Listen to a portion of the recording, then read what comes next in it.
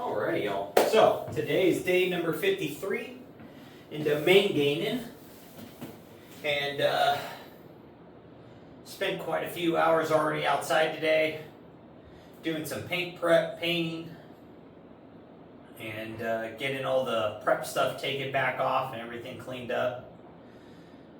Feeling a little exhausted, but I really want to get a lift in today. We haven't really lifted much in the last 4 or 5 days because we've been doing all this house stuff, and we got to get it in. We've been doing our cardio though, and just doing some extra cardio instead of lifting. So even though we haven't lifted, we still have been doing our cardio talks and just getting those steps in overall. So still getting some sort of exercise and some sort of caloric burn going. But let's see how today's lift goes. If anything, we're just going to hit the primary portion today, which is going to be chest, and then we'll go get our walk done. But let's see how benching today goes. Being a little fatigued already.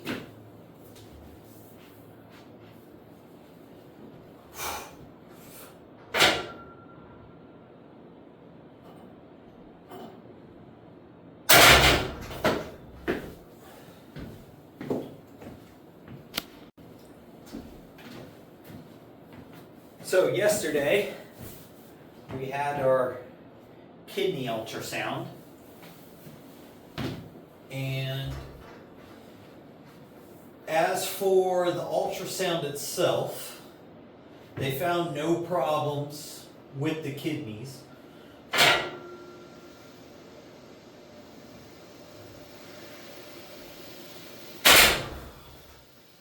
One of the kidneys is like a centimeter larger than the other.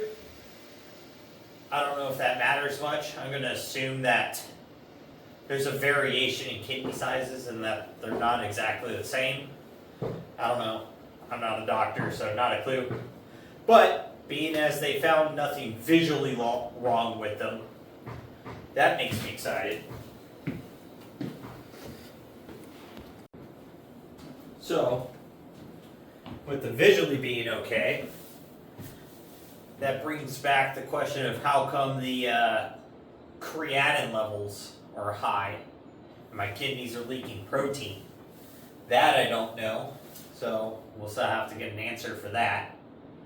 But on top of that, they noticed though on the liver, on the right side of it, there's some sort of, I guess, benign looking lesion.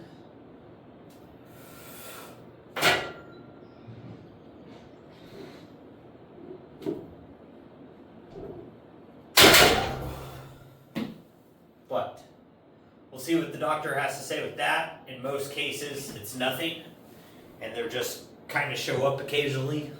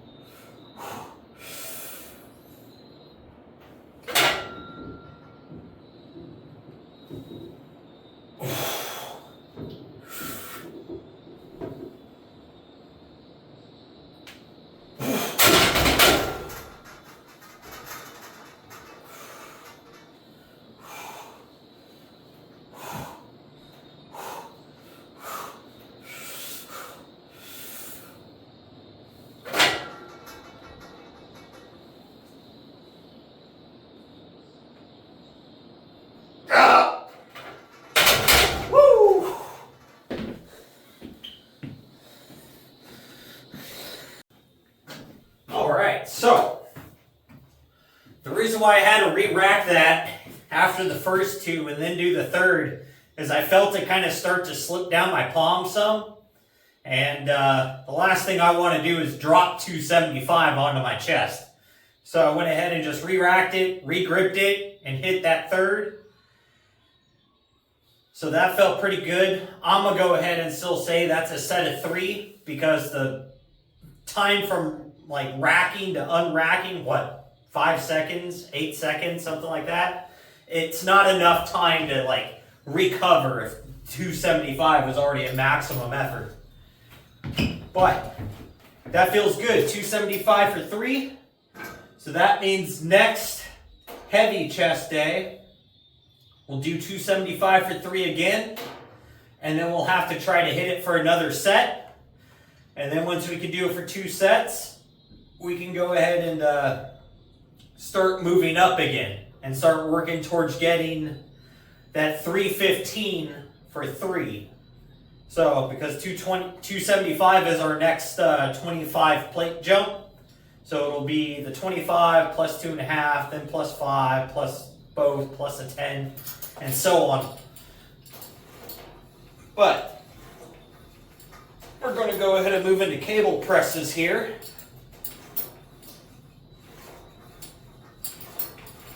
Got 40 pounds on here for this first set.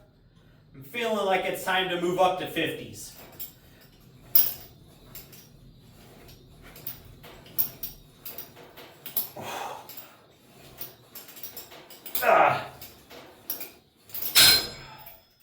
But I can tell you what, I'm feeling super fatigued.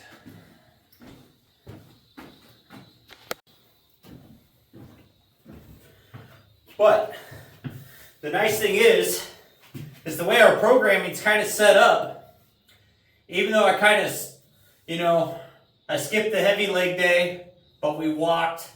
I did the lightest chest day because I just came in and did flies and dips. So it was some chest activation, but you're not really going to build any strength from that. And then the heavy back day I skipped. My back was sore, plus I was tired from doing house stuff, so we went and walked. Yesterday was cardio and core. I still went and did all my cardio, plus worked on the house. Today worked on the house, and we still moved up our bench. I'm happy about that. So let's get into these 50 pounders here.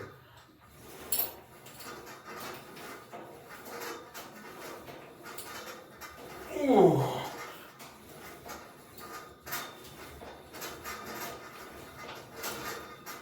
Ooh. Ooh. The stabilization muscles are working real hard right now. Adding that extra 10 pounds. It's a big difference adding 10 pounds on this because it's a 1-for-1. So one, it's an actual 10 pounds every time you make the jump.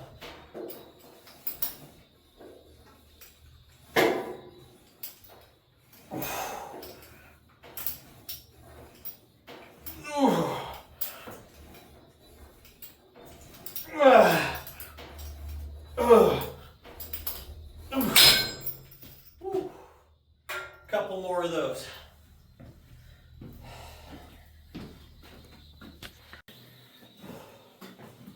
All right, so done with cable presses. Feeling beat down, but we're going to get into some shoulders now. We're going to do some side raises, rear cable flies. So we're going to work that front medial delt, hitting the side raise, mostly medial delt. I do get a little front activation into it, just from the angle I kind of do them at, because I don't do them straight out to my side, because I get a lot of shoulder pain from that. So I do them slightly forward, but still out to the side with a slight bend in the elbow. So that way my arm is still a little more to the side. But it makes it comfortable, and we're able to get through them without shoulder pain. So let's go ahead and start this off. Got the 25 pounders.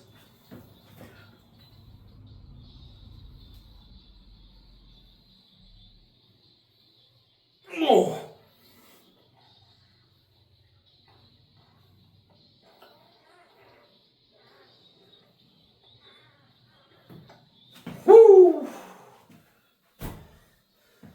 put a burn on them. Then we got 20 pounds on the cable stacks.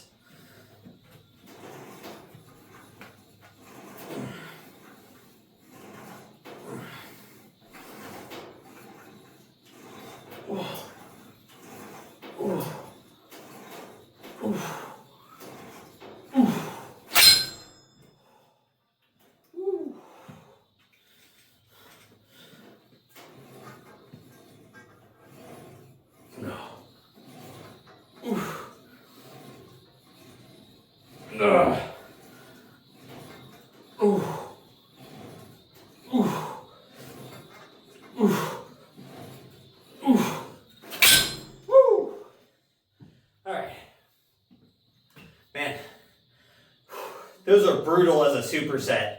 You feel so much blood just rush into overall your entire shoulder. It is great. But I'm gonna get a few more of these knocked out, then we'll move into triceps.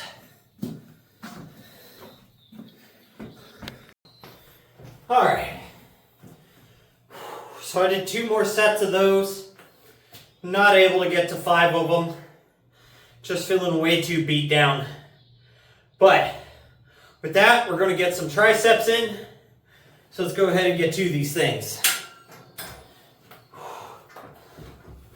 So we're starting out nice and light here, just 40 pounds. Moving through the movement, seeing how the elbows feel today. I can tell you they feel a little tender.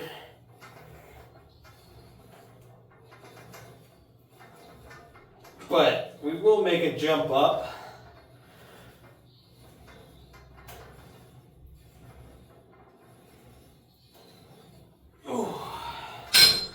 Since there's no actual pain, they just feel a little sore, which I don't blame them. Been doing a bunch of, painting, spraying and stuff, and holding my arms out here and moving a lot of my elbows, working a lot of tricep, bicep, just kind of moving around paint buckets. So, bunch of movements, they're kind of not used to. And that's one of those cool things about, like, if you've been going to the gym doing the same routine for a long time and you change up some variation, all of a sudden you're going to get a little different activation and all of a sudden you're going to be sore again.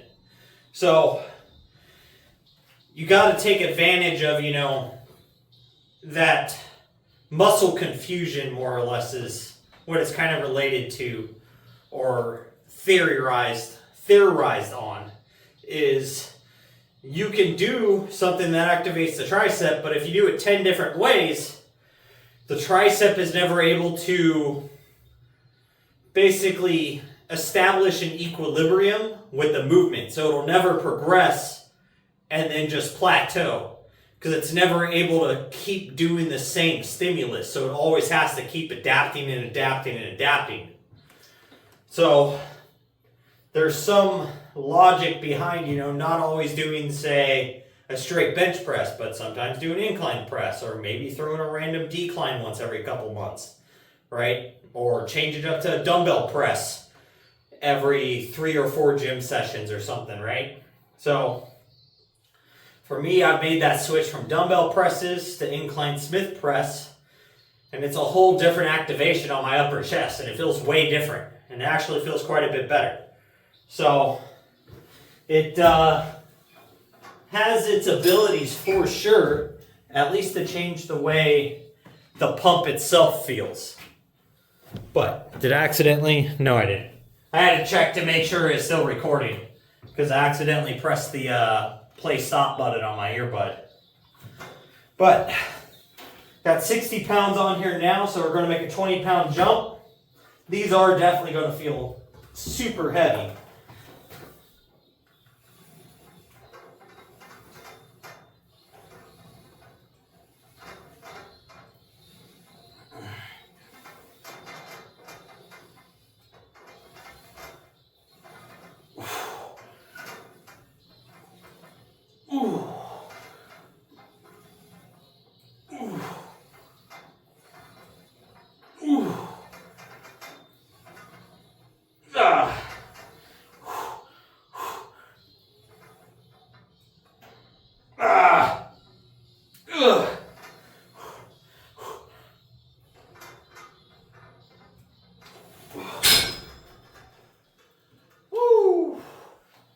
that's all we got for these little guys. But that is going to be today's workout. I got to go still do my last cardio walk of the day. Man, my steps, though, I tell you what, have been wild the last like 5 days. It's been like 12 to 16,000 steps every day, which is my normal steps I was shooting for on a lifting day was only 5,000. And then the active cardio rest day was 10. But, whew, we've been blowing those numbers out of the water. But with that, guys, make sure you're out there working on your goals, getting your stuff done, and most of all, just don't be a lazy fuck.